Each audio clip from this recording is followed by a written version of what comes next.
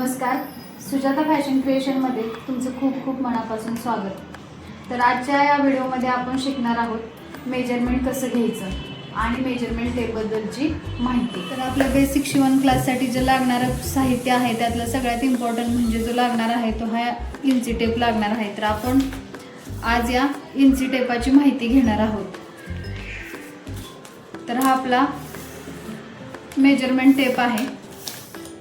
यावरती या साइडला ज्या पांढऱ्या बाजूला आहेत या सगळ्या ज्या आहेत ह्या इंचाच्या खुणा आहेत आणि या बाजूला आपल्याला इंच आणि सेंटीमीटरच्याही खुणा मिळतात।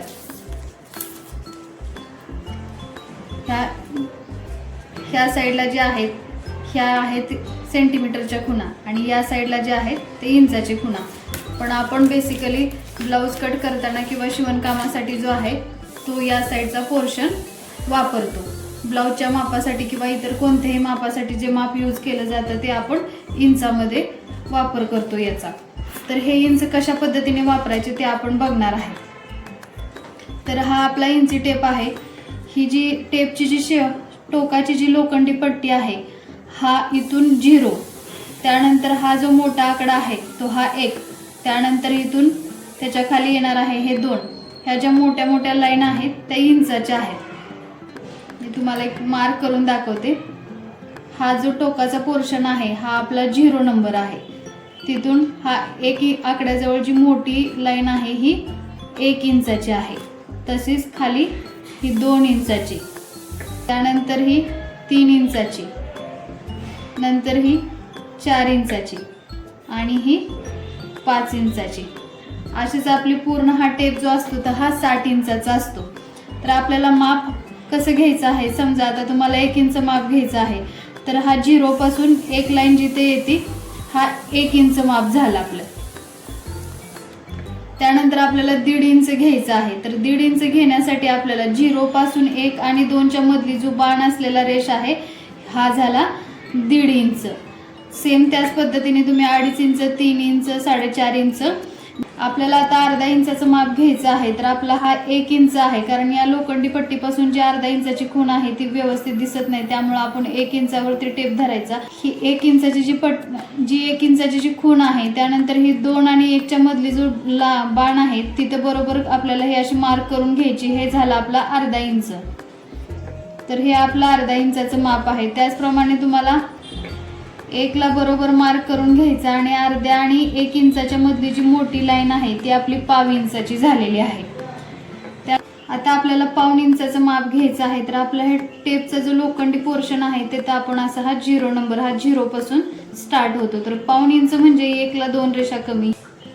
ही 1 इंचाची मोठी लाईन आहे त्यापेक्षा 2 रेषा कमी म्हणजे हा 1/2 इंच। तर हे आपलं आहे 1/2 इंचाचं माप। अशा पद्धतीने तुम्हाला सगळी मापं घ्यायची आहेत। आपल्याला हळूहळू प्रॅक्टिसने माप कसं घ्यायचं या सगळ्या गोष्टी लक्षात येतील। आपल्याला ब्लाऊज शिकण्यासाठी बेसिक कोणकोणती मापे लागणार आहेत ते आपण बघणार आहोत। त्यासाठी आपण ब्लाऊजची छोटी आकृती काढणार आहे।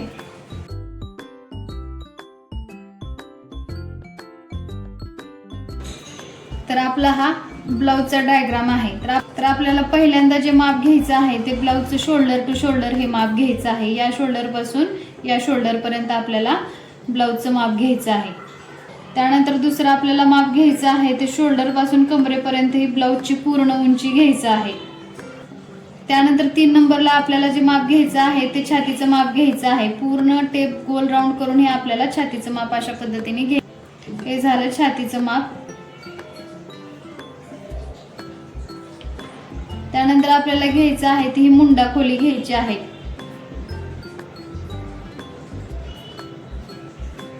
त्यानंतर आपल्याला घ्यायची आहे ही बाहीची उंची घ्यायची आहे आणि नंतर जे घ्यायचं आहे आपल्याला ते दंडघेर घ्यायचं आहे। तर आपल्याला 1 नंबरला शोल्डर, 2 नंबरला पूर्ण उंची, 3 नंबरला छाती, कंबर, बाही उंची, दंडघेर। तर ही एवढी आपल्याला बेसिक माप घ्यायची आहे। ज्यावेळेस आपण ब्लाऊज शिकणार आहोत कट करायला किंवा ब्लाऊजचं माप टाकायला शिकणार आहोत त्यावेळेस तुम्हाला प्रत्यक्षात कशा पद्धतीने मापे घ्यायची ही दाखवली जाणार आहेत। तर मापे घेताना जो आपला जो हा टेप आहे तर तो एकदम सरळ रेषेत आपल्याला ठेवायचा आहे. दुसरी गोष्ट, ज्यावेळेस आपण राऊंडचं माप घेतो, छाती किंवा कमरेचं माप घेतो, त्यावेळेस आपल्याला नॉर्मल फिटिंगमध्ये टेप ठेवायचा आहे. जास्त लूज किंवा टाईट ठेवायचा नाही, त्यामुळे फिटिंग व्यवस्थित बसत नाही. तर आजचा हा व्हिडिओ तुम्हाला उपयोगी वाटला असेल तर माझ्या व्हिडिओला लाईक करा आणि अशाच नवीन शिवणकामांच्या व्हिडिओसाठी माझ्या चॅनलला सबस्क्राईब करा. थँक्यू.